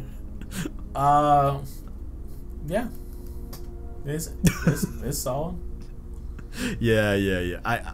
I figured, yeah, and like, I do know that there's a lot of people that like really want to play Hades for those trophies and everything, and like really play Hades on PS4 and PS5. So it's cool that they'll be able to experience that there. But that has been news for this week. Now, this was supposed to be last week's topic, but we're gonna cover it here, of course. Let's review Returnal, Arachknight. You know what I'm saying? We both beat it. Are you going for that platinum? No. Okay, I know a lot of people are. I hear it's a very, very RNG heavy platinum and it's not fun, allegedly. But I have beat the game. Again, like I said before, there was a time during my PlayStation that I wasn't sure I was gonna do it, but your boy did it. Okay. My run to do it was like 6 hours long. Jesus. I was up until 4 in the morning playing it. And yeah, that was that. It was a very, very fun time. I will say that you were in the Discord up during demon hours. I'm not usually up during demon hours, to be honest, but you seem to be a gentleman that thrives in the demon hours. Is that correct? Yeah, I'm always awake during demon hours. Yeah, like I haven't seen demon hours since like shit. I mean, before COVID, honestly. There were some COVID nights where I was on demon hours for sure, but like it definitely few and far between. But it had been a while since I've been up in demon hours, so you were giving me some tips, you know what I'm saying? But you told me that, hey, the second half of the game, right, is pretty tough. I'm gonna have to disagree, man. I don't know if it's because I had like a really good build, whatever, and there's a few weapons that I'm gonna give big shout outs to here pretty soon. But I did not find that second half of the game to be that bad. Personally. It wasn't like awful by any means. Like, maybe it's just because like I was getting a little cocky with it that I struggled for a few runs. It wasn't like I was stuck there for like weeks. It's just compared to the first run, it was tougher. Yeah. And like in theory, right? Like in that second half, you're doing a lot of cautious moves, right? Like I think you got to be more cautious because there's a lot of enemies that either do like a lot of damage to you that can be very critical to your health at that current point, right? But they die in like one hit sometimes too. You know what I'm saying? So there's a lot of that, but like overall, like I was playing a lot more cautiously, so like maybe that's why I found it kind of easier overall. But I guess over, huh? Oh, sorry. All I was gonna say is I'm surprised by your playtime, like 6 hours. Yeah, that was a 6 hour run as a whole. Yeah, I think that was my second run of the night. So I did have a first run that night that lasted like maybe like an hour and a half or so, and then that second run took me all the way to the end of the game. Yeah. But overall, I guess, you know, to just start off this like Returnal review discussion, you know what I'm saying? How do you feel about the game overall? You know, you've beat the game for a while now, right? So just if there's anyone that's like on the fence or whatever, like what would you say to those people in terms of like an overall like thesis like review of Returnal? A thesis. And encompassing you know, just gameplay or narrative? As a whole, I don't know. Like, do you recommend Returnal? You know what I'm saying? Gameplay, narratively as well. You know, if you want to throw that in there. But I'm just curious, like where are you at with Returnal right now? Because I know you had some thoughts about the price point and the amount of content that you get in the game and everything. So have those evolved to some degree? I think you should wait for a sale. Okay. Like, Returnal's a lot of fun. Yeah. It's like, that's no shade on the game. Like, it's a lot of fun. It's a good game. It's polished. It does have a few hiccups in gameplay that I noticed when I was doing my melee only build. Just sometimes the melee doesn't want to work. You did a melee only build? Yeah. Yeah, I don't even want to try to beat that game. It's those big enemies, bro. God damn, bro. Yeah, it wasn't fun. Like, there were times where it's like, oh, I'm in the air, I just need to melee the enemy, and it just wouldn't work. Like, I know the melee has a cooldown, but I hadn't swung. Like, it just didn't want to work. Yeah, yeah. So that, like, it's fun, but even the true ending and all that, like, it's very RNG heavy, like we said. And after 2 runs, that's it. Unless you want to do those daily challenges that aren't even very fun. But once you're done with 2 runs, and you just go around trying over and over and over to get the true ending, it gets kind of boring after the 2nd run. Is it because you're so OP and like you just know the game? Because like I was kind of feeling that too. Like I haven't gone through the game on a full 2nd run yet. Like I've done a little bit in like the 2nd biome, like not 2nd biome, but like the 2nd area, the 2nd part of the game. You know what I'm saying? But I haven't gone through the end yet. Again, like I haven't been through the water biome since I beat the game. Which, by the way, that water biome is cool as fuck. Very, very cool. I was not expecting that. I was not expecting that, you know, but really, really, really cool. Really, really, really cool biome for sure. But I kind of feel what you're saying in terms of like, definitely once you beat the game and you're able to finally walk in the water and, you know, walk on lava and all that good stuff and everything, you're able to build yourself up a lot quicker and you're able to be a lot more powerful very, very quickly. And plus, based off of just you knowing what's coming in terms of enemies and all that, like I love to get what you're saying in terms of it feeling a little bit boring, right? Did you feel the same way with Hades? Because I know you went all nine runs, right? Like, did you feel the same with Hades? Yeah, Hades, like, I don't know. Hades still had like, it's like, hey, you can keep playing if you want, but Returnal doesn't really offer anything to keep playing. Yeah, yeah. Because Hades had that system where you can like, what was it, like buff and debuffs and all that. Yeah. And you can like, yeah, that whole thing for sure, which definitely adds a lot of replayability for sure. But like here in Returnal, other than I'm still technically in Act 3. I haven't beat Act 3 yet necessarily. Other than that, and then the daily challenges, yeah, there's not a lot there post content for sure. Other than like the platinum, of course, but you know. There's that too. But they also said here, I don't want to talk about the save system yet, but they did talk about here, quote, they are looking to bring, quote, new content and updates and fixes and stuff like that. That's literally a quote, and stuff like that. So there seems to be new content coming to the game. What would be something that you would want to see put into Returnal? A buffs and debuff system instead of just the malfunctions from the parasites or whatever. Okay. Okay. Like, I see that. Something to spice it up, because they write a lot. It's like, oh, this game's tough. Like, it'll take you a while to finish.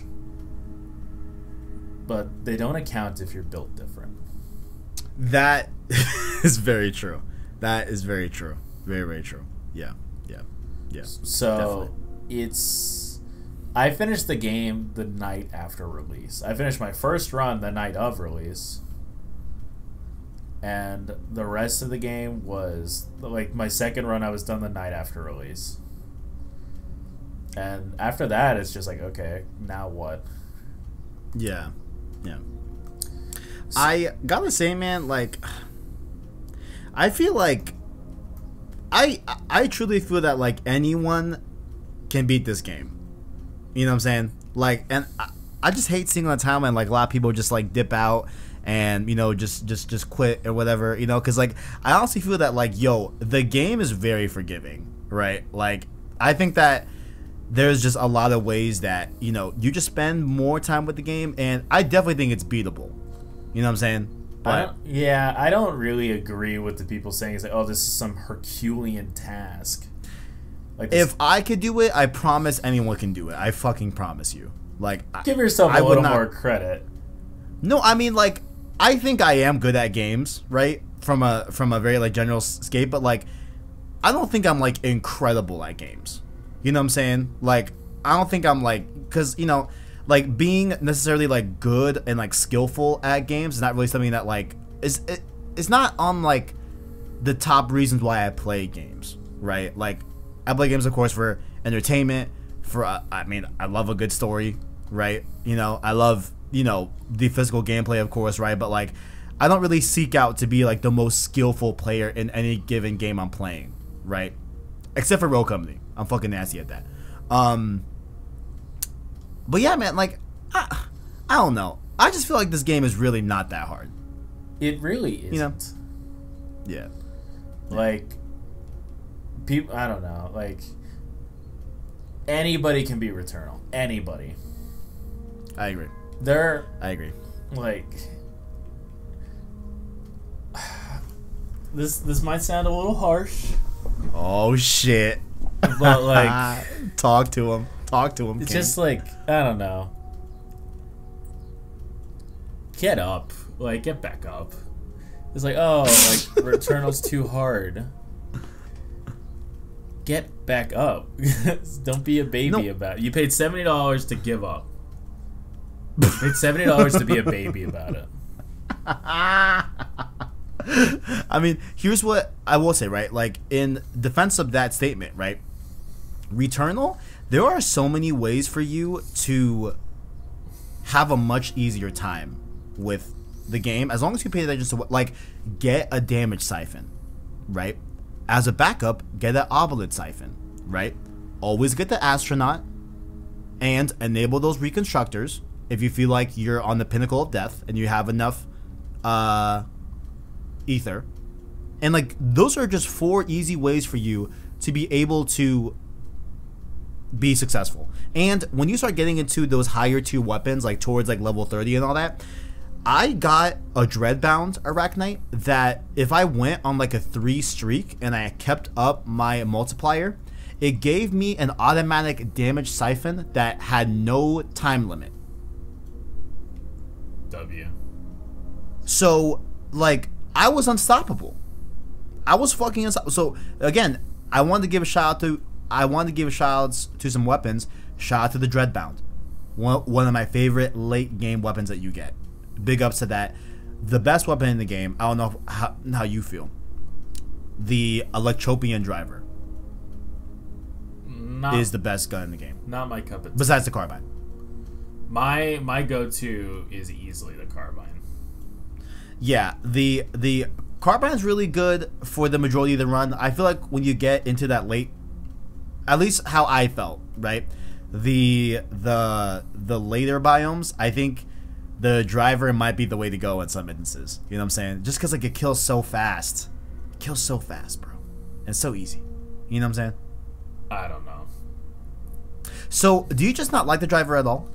I just never really had a reason. Like, I used it, but there's something like the damage leech that you get with the carbine is game changing, especially if you're having trouble. That's true. Because yeah, if you're having trouble, you literally get a gun that siphons enemy health back into you. Yeah, dude, it's great. It's great. Yeah. Yeah, man. Yeah, like, just going off the point, like, I just feel like there are just so many ways and so many things that the game gives you to give you such an easier time in the game, you know? And I just feel like if you just sit down, pay attention to what you are collecting, what you have equipped, you know? Like, whenever I met a boss I was really low on health with and they were essentially like a sponge for damage, you know? Just enable the damage siphon. Let me get some health off of that, right? Yeah, man. Like, I honestly think that like the game gives you enough, you know, things to be successful in the game that I think anyone could be successful in Returnal for sure. I agree. Like, I would even say, dare I say, I think this game gives you more elements to be successful than Hades ever did, right? Hades felt, I think in my eyes, a little bit more RNG in terms of like, you know, hoping that you get this specific line of different boons in a given run, right? I feel that like I can easily build the inventory that I want in Returnal more often than not than Hades. Would you agree with that? I would agree. Hades felt tougher. Definitely. Definitely. It took Hades 3 tries to finish a run instead of the 2 from Returnal. I do have a favorite boss. Do you have a favorite? Do you have a favorite boss in Hades? In Returnal. The final boss, the Nemesis. Nemesis is a fun boss. That was a fun boss, dude. That's a very, very good boss. That's a good pick. Nemesis was my favorite fight, hands down, because it was fun zipping around like Spider-Man and shooting him in midair. Hell yeah. Hell yeah. Hell yeah. You're talking about the final boss with the blue orbs, right? And you're gonna shoot those little like red spores on the body? Or are we talking about Nemesis? I don't think that's not. I don't think that was Nemesis. Nemesis, you just shot like the blue core in the middle. Yeah, yeah. So is Nemesis my favorite boss? The 4th biome boss with the accordion playing and all the music? That's not Nemesis. Nemesis is the end of the first run. Oh, that one's a fun one too. Yeah, that one's fun. Okay, now yeah. My least that's favorite a good boss. Boss is probably like the first one. Yeah, the first one's not that great, but I think it's a good starting boss for sure. Like, I think, like, looking back on it, I think it's a very easy boss to get yourself acclimated to the rest of the bosses, because the rest of the bosses, you have a lot more going on in them. But definitely, Nemesis is a good one for sure. That one's a good boss. My favorite is the one after that, with the accordion playing and like this like green environment. I just think like the way that boss manifested their attack patterns and you having to jump over it and like you're strafing like all the way to the left or all the way to the right while you're focusing fire, like I just think it was so fun, bro. I love that boss. I love that boss so much. So many good bosses, man. So many good bosses. But yeah, man. But overall, you know, like from like a gameplay perspective, like do you have any closing bits? Because I do want to move on to like I guess the second and like last final part of this whole thing, which is going to be definitely talking about the story, talking about what it means, a little bit of spoilers in there too if you haven't beat the game and everything. But overall, you got any like just gameplay focused like thoughts on Returnal overall?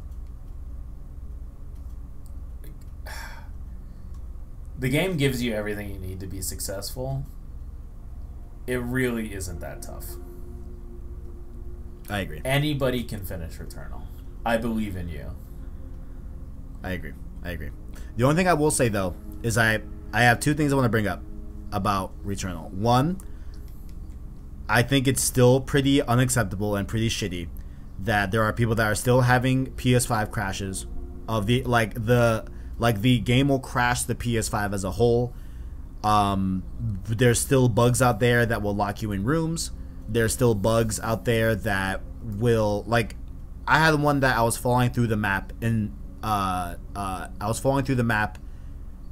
for, I want to say maybe like 45 seconds long, and then I died, and then I loaded back into the map just fine. But I sacrificed some integrity for that. You know what I'm saying? That like didn't have to happen. There was that.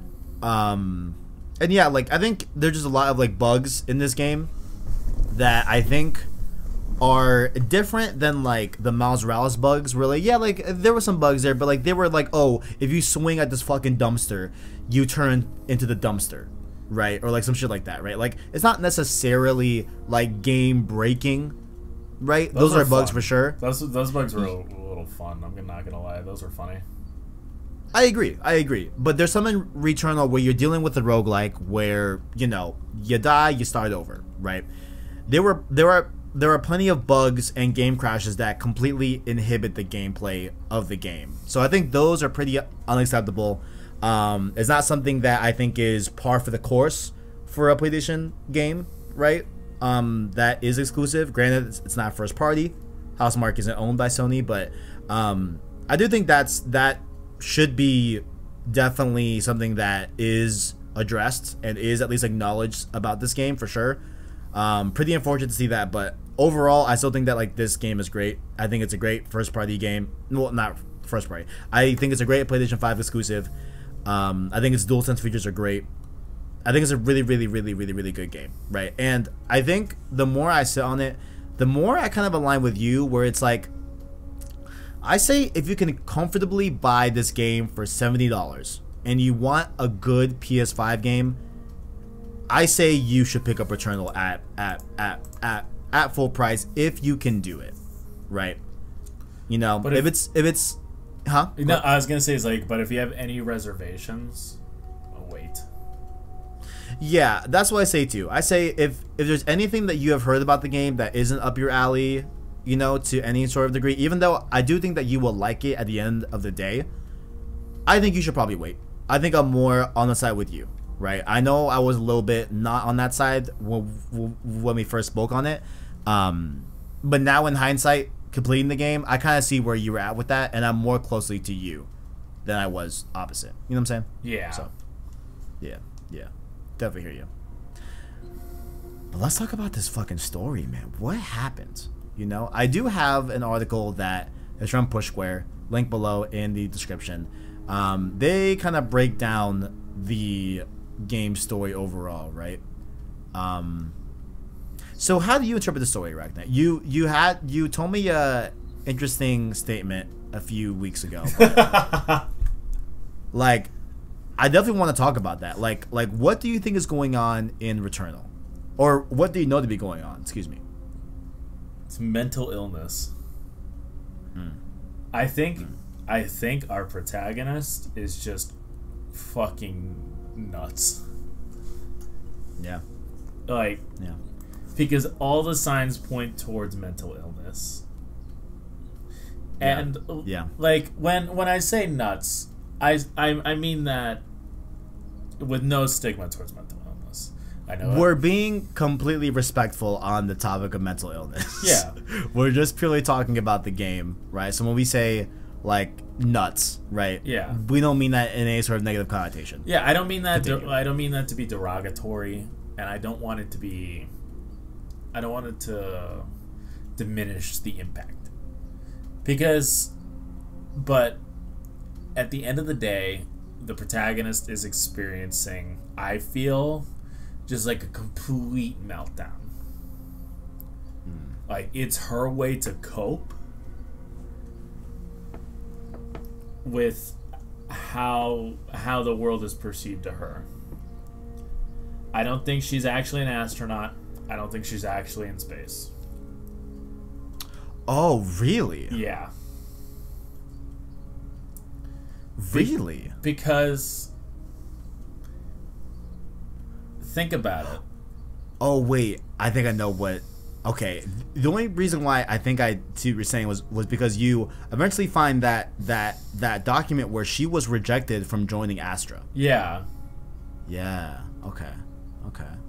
Go ahead. So, also, she calls, like Helios, like, that's something at her house. Isn't that the ship? Yeah. Like... It is, right? Yeah. Like, in the child's bedroom, there's, like, references to the ship. And I think this is just a woman's psyche breaking down. Yeah. Because the car accident, like, how do you get from car accident to space? And plus the monster, the creature at the bottom of the lake, is the same creature you fight. It is the same creature you fight. It's also reminiscent of Celine's childhood octopus toy. Yeah. Yeah. I think Celine is just completely melting down. Yeah. I did want to read this off the Pushcore article. This is from the section, It's All in Celine's Head. That may go into what you're saying too. Celine and her mother had a very distant, possibly abusive relationship. The mother, named Thea, had aspirations to go into space, but a car accident changed her life for the worse. She crashed off the side of a bridge and into the lake below, with a young Celine in the back. In a house sequence, it's pretty clearly spelled out that Thea suffered a major spinal injury from the crash, leaving her wheelchair-bound for the rest of her life, and thus unable to fulfill her dreams of becoming an astronaut. Celine got through the accident unscathed, but it seems her mother became very cold towards her, even blaming her for the crash and for her dreams being dashed. Jesus. Which, fuck, man, like, that's a complicated thing to, like, oh, man, like, you know, I would like to believe, hypothetically speaking, if, you know, I was involved with a car accident with my son or daughter or whatever, you know, I would like to think that, like, even if it was them pointing out something in the road or like, whatever, or, like, distracting me, like, slightly, I wouldn't blame them necessarily. They're children. Yeah. Celine was a kid. Yeah. So that's really interesting, too. But I think we see this manifest when we play as a young Celine, which tripped me the fuck out, bro. We were talking, and I was like, who is this child? What is going on? Yeah, I remember I was in the middle of a workout, and you're like, what is going on? And it's like, bruh. For real.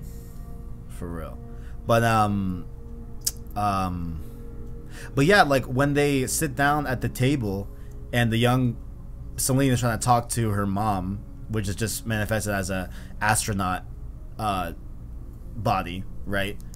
You know, she's very cold, doesn't reply to her, so I think there's a lot there that may be true, you know? That's interesting.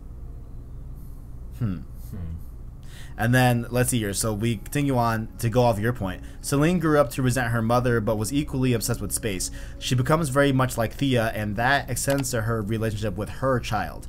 Just as Thea was distant from Celine, Celine struggles with her son, Helios. She's repeating the same steps, a focus on her career, sometimes even leaving her son home alone. Oh, wait, I do see that. No, that does make sense. Because you know how, like, there'd be those phone calls where it's like, wait, so damn, were you even playing as? Well, I guess you could look at it from either way. You could see the young child as being Celine herself and her relationship with her mom, or you can see the young child being Helios, which I didn't know that Helios was the name of Celine's son, as the relationship between Helios and Celine as well. Damn. That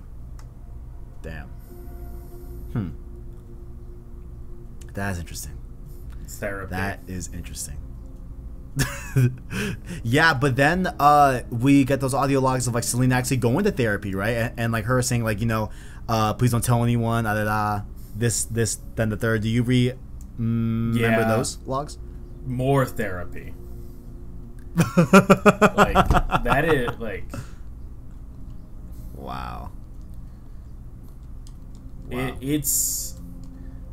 I don't... Like, that's something I don't really... It's like, oh, it was all a dream. Whereas, like... I don't know. It feels kind of... I don't know. It's like, everything I went through, all the trials in order to survive and to escape, kind of just never happened. And I don't know, the whole it was all a dream thing never sits well with me. So, do you not like? So, like, narratively, what's the point? Because you haven't seen the true ending. I haven't. Because it's like there's not even, I don't know. it doesn't feel like, even if this is just mental illness, there's no resolution. It feels like an incomplete story. There is an alternative theory that was on Reddit that I do want to read here as well. An alternative take on the story is that the game's events are actually taking place and Selene really is just stuck on Atropos in this time loop. A wild take on things can be found on Reddit, which suggests that the planet itself manipulates Selene into causing the first crash, which injures her mother, which allows her to become an Astra Scout, meaning she'll travel to Atropos. This loop begins in which the first Selene shoots down the next, and the cycle continues. Although the deceased Selene corpse you find are previous iterations that are causing the loop to continue in perpetuity. It's a complicated theory that involves all kinds of alternate timelines. No. That's even worse.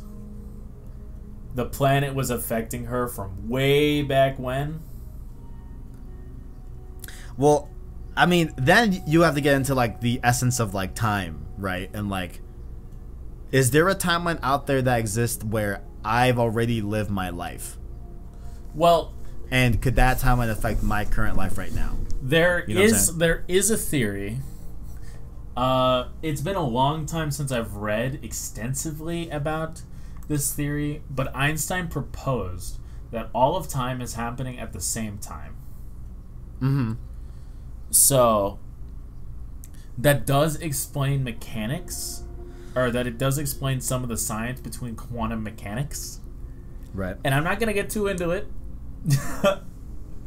But a very brief example on quantum entanglement, that was what I was trying to say, quantum entanglement, is that when you measure the subatomic particles of an atom, a responding atom that could be in this current time frame or in the past or in the future reorients itself in respect to the measured time, or to the measured spin of the subatomic particle that you just measured. So in my hand, I'm holding an atom, right? Okay. And I want to measure the spin of one of the subatomic particles. Okay. So I noticed that it's going up for just for simplicity's sake. It's going up. So there was a corresponding atom somewhere in the universe. It could be right next to it. It could be in Andromeda, that reorients itself in response. And it could be in 1953. It could be in 2215. But it does change its spin. And it's a theory. Quantum entanglement is still a theory. But it does match up with all of time happening at the same time. You are being born, you are going through all of your life experiences, you're getting married, and you are dying right at this very moment. This is a PlayStation podcast. Wow. Holy shit. God damn. Fuck, dude. I need some weed, bro. I need to you know what I'm saying? We need to come back to that. We need to come back to that particular topic on a different night for sure. Yeah, no, it's very, very deep, and it's way, way more than anybody asked for. But that's why I think it's not a plausible theory in the scope of Returnal, because it's a lot to dump on the player. Yeah. It's like you really expect me to learn about the basics of quantum entanglement and quantum causality in my shooter? I don't think so. But I'm not gonna lie, I did learn what quantum causality was, like chaos theory, from a Spider-Man game. So it's I believe the correct term is chaos theory. Like science is wild. Like, that's why I think it's just like a mental illness thing. Like, this whole thing is just in her head, because that's where I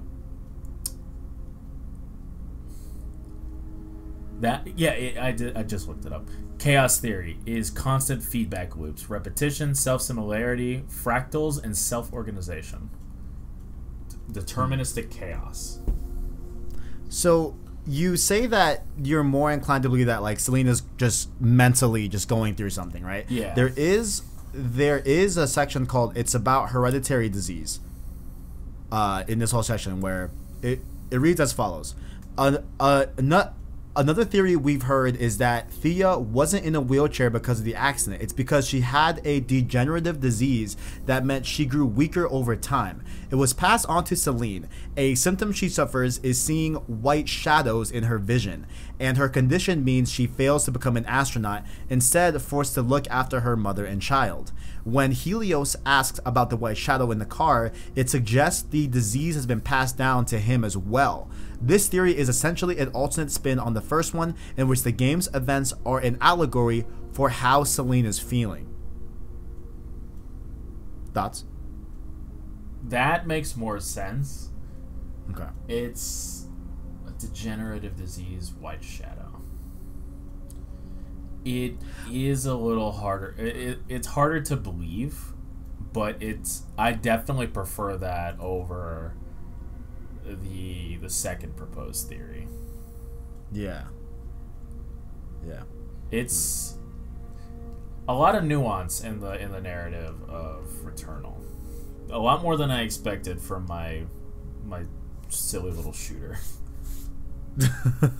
I just expected I came here to shoot, not to feel. Yeah, no, there's a lot here. Like, I love the moments in the game where Selene is hearing a log from a version of her that is a little bit more like just going through a lot more, and she's like, I don't want to be that. She's like, further gone. Yeah, way further gone, and like she's just like, I can't believe, like, I can't be that. Like that can't be me. You know what I'm saying? But yeah, like, there's so much here, and there's of course this whole civilization thing that's going on in the planet of Atrobos, which I don't even know if that's even real, right? Yeah. Like, is that just a representation? And of course there's a lot that, you know, she is Greek, so there's a lot of Greek mythology on Atrobos, which could just be the essence of just her manifesting what she's feeling in terms of her Greek lineage, right? I think that definitely seems to be possible, but dude, it's really cool, man. It is very, very cool. Very, very cool stuff, man. Yeah, I really, really, really love the game. Like, and yeah, like the game story isn't necessarily like given to you like plainly, right? Like, there is a lot of that, you know, nuance, and just a lot of just cryptic things that you kind of gotta digest and everything. But I think it's a really cool story, at least. Like, I think it's a really cool art tone. Like, I really, really like the game story. Just how creepy it is, you know, just an eerie type of thing. It's unnerving. Very, very unnerving. Yeah. But I think that's all I've said. I mean, I think I'm good. I think I've kind of exhausted all I have to say about Returnal. I think the last thing I do want to hit on is that they are working on some sort of save state for the game, which I think where I fall on that, bro, is that, like, I understand that the game can require a lot of time out of you in one sitting, right? I told you that last bit took me like 6 hours to do. That, like, full run, you know? 6 hours in one sitting, not everyone can do, right? So I just hope that, like, they can make a save system that is gonna be somehow not abusable, but I don't know if that's even possible. What do you think? Every save system can be abused. Like,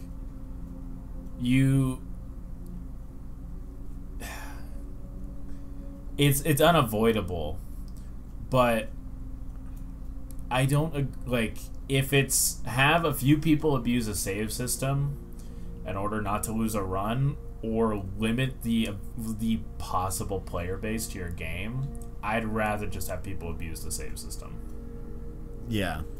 Because something that, like, something a lot of people do in like one run kind of games, like Doom Eternal's Ultra Nightmare, is that they're about to die, they'll Alt F4, they can come back fine.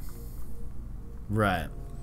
But I think The Last of Us did it well, where it's like, hey, if you leave in any kind of dangerous situation, because your game is likely to, like, your game can crash, right? But the event of it happening in a dangerous situation exclusively kind of is like, it's unfortunate, but that's how it goes sometimes. But it doesn't crash often. Like, the probability of it crashing at all, and the probability of it crashing in a dangerous situation exclusively, is very, very low. So it's like, hey, if you leave the game in any kind of way during a dangerous situation, if you're in a fight and you leave, you're dead. I think that's fair. I think that's a very, very fair system that they put. You can't abuse it, because if you're about to die and you leave, your save's gone anyway. Right. I think they should do something like that in Returnal. I don't agree with say, hey, save people that need saves. Fuck them. Fuck them. That's why. Oh man. I hear you. I don't know, because I'm like we talked about, like I am able to spend time to play games, but not everybody is me. Like I'm very fortunate.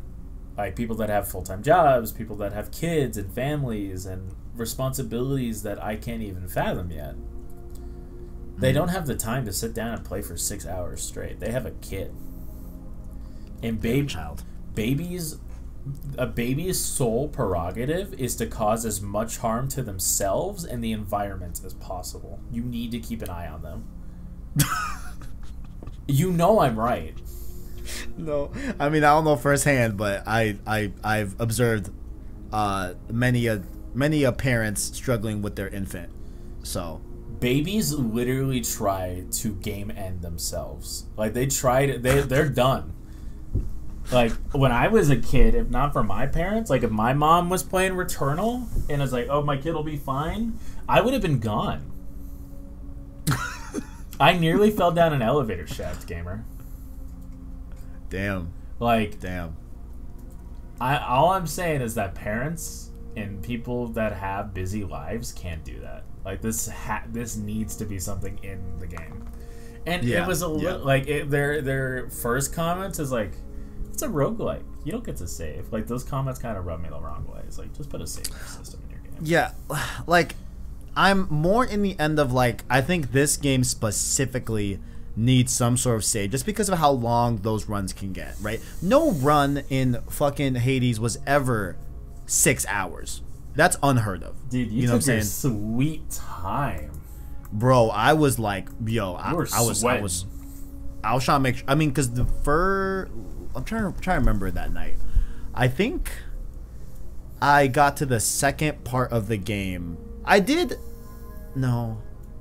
Yeah, I think I got the second part of the game, I think around like 12:45.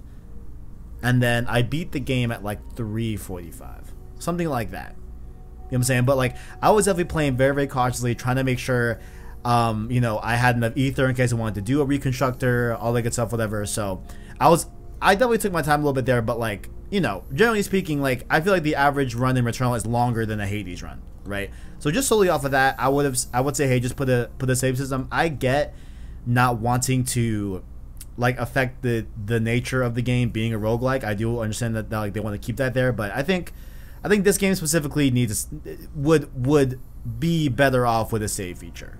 You know what I'm saying? For sure. Yeah. I agree. I think and like, I think overall, like, with that being said, I think I'm good with Returnal. Like, I think I've said all I've had to say. Do you have any last closing thoughts on Returnal, or? Can we get a hard mode, please? Okay. So you want an extra hard mode? Okay, I like that. Okay. I don't know. The game kind of caught these hands. I know I'm joking. Like I'm joking and I'm exaggerating a little bit. Like it was definitely tough, but if I can beat, like on my second run, if I can beat a roguelike that either says something about the game or that says something about me, and right. I think it's a little bit of both. Right. Like I've played games like Returnal, and it really wasn't that tough. Like I agree. I think they put all their chips in on. No one's gonna finish this game very quickly. It's too hard. It's fine. Yeah. And once you're done, you're that's it. Unless you want those, like, there's no incentive to play the daily challenges. It's like, oh, you get ether. It's like, why do I need ether? To unlock new items, you know what I'm saying? Nah. Like I hear you. I hear you. But I still say, hey, if you've got PS5, you want a really good game, and $70 isn't going to break the bank, I say pick up Returnal. Why not? But on that note, Arachknight, where can people find you? I am on the PlayStation Source Discord under the same name. I am on Twitter at MWithoutFear. And that's it for me. Like, you're interested in screenshots, definitely check out the Discord. It's not just me, I promise. We got screenshots coming in from everyone. True. There you go. Lots of good stuff. Indeed.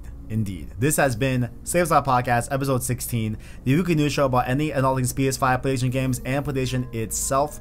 Catch the show here on youtube.com/PlayStation Source, as well as podcast services like Apple Podcasts, Google Play, Spotify, etc. via our anchor link in the description. Like the video and/or rate the podcast to help us continue to have more viewers so we can grow the PSS family. Down below, let us know what you like or dislike about the show, and connect with us further on Twitter and Discord in the description as well. If you're feeling generous, feel free to hit that join button to become a member of the channel with the $1 Prince tier, like the people Musa and Gameplay Sir, and our $5 King tier members just like Caleb Kaiser, Arachknight, SideQuest Sean, City of Vet Gaming, and Owen as well. Make sure to not miss the stream series throughout the week on the channel as well. And yeah, that's about it, guys. We'll see you next week. Thank God for watching, and as always, greatness awaits.